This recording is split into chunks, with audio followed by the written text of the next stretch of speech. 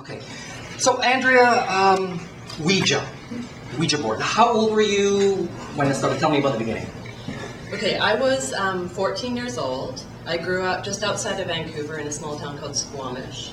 And I don't know how it began, but my best friend Megan and I began doing Ouija pretty much every night. It started off as a weekly thing. Megan spent almost the entire summer at my house. There's kind of a bit of water. And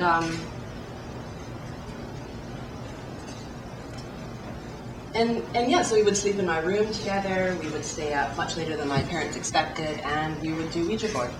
Now, was there any particular spirit that became more familiar than the others? Well, the most amazing thing was that we began quite early on to contact one spirit called Van. And Van would identify himself to us through a series of questions we would ask him.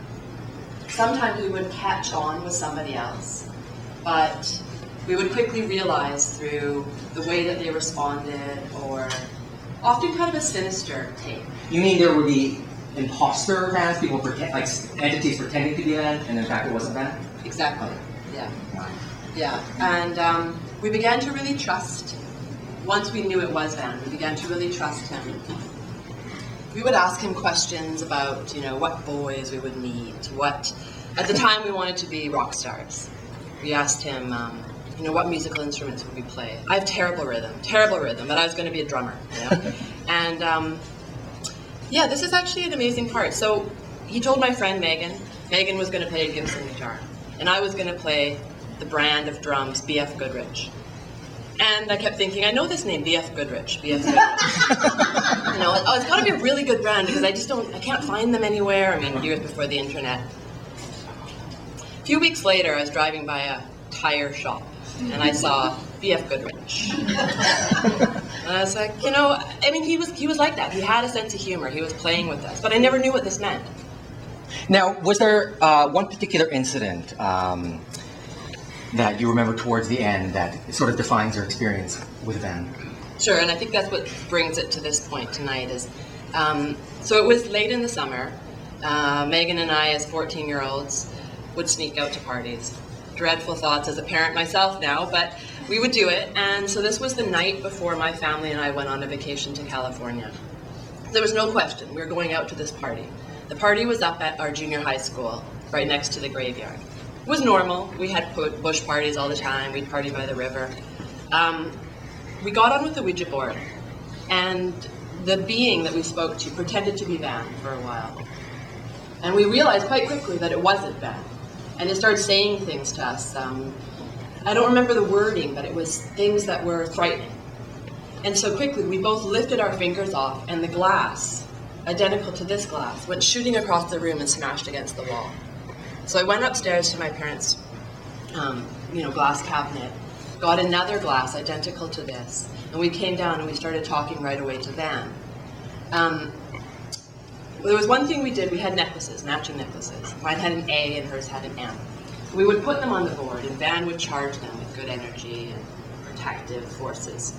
So he directed you to put the necklaces? He would ask us to do that, and we would do it, and we would put our necklaces on the board. And so we had done that this night, and we talked to him, and he kept asking us questions, strange questions, wanting kind of elaborate answers, and then we realized it's almost time to go. It's time to sneak out, the parents are asleep, the teddy bears are stuffed into the bed, and he began saying, don't go, beware, stay with me, don't go. And we were thinking, no chance, we're going. So we left, and we left him, and we went up to the party at the graveyard. And that night there were a few boys who decided to have a car race. And so Megan and I piled into the car with Clay Watson. All the guys had Clay and Barry and Jerry and Daryl and Devin.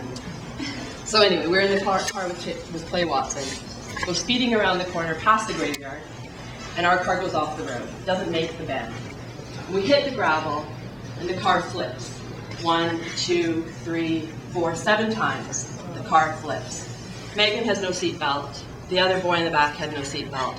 I had a seatbelt, but as I am flipping with the car, all I can feel is a slow motion, the ceiling getting closer and closer and closer. The glass in the front of the car is broken. The minute the car stops, we're suspended upside down, and I undo my seatbelt and fall, only the few inches it was to the ceiling. And I scramble out the broken window, and my thought is, where's Megan? Where's Megan? She must be dead. Megan's standing on the side of the road. She was thrown from the vehicle in the first flip and landed on her feet on the road. Nobody is hurt in the car accident, not even the driver. The car is completely totaled. We go back to my house after everyone calms down. This is unbelievable. People are crying, people are screaming. We're 14. We go back to my house. We only have a few moments until my family's going to be waking up and we're going to be going on a family vacation. So we quickly get back on with Van. And Van, right away, says, you're alive. You're alive. The only reason you're alive is because you wore those necklaces. The only reason. The BF Goodrich, the drums I was going to play. The last thing I remember standing next to the road watching the car upside down is a spinning wheel with BF Goodrich going around and around. It's a crazy story. Wow. Let me just take a moment to recover from that. I'm Tetsuro Shigematsu, and I'm talking with filmmaker Andrea Hoff about her experience with her invisible friend Van. We're going to take a quick pause, but coming up after the break, I'm going to continue my conversation with Andrea, but we're going to throw into the mix a kindred spirit or two, so please stay with us.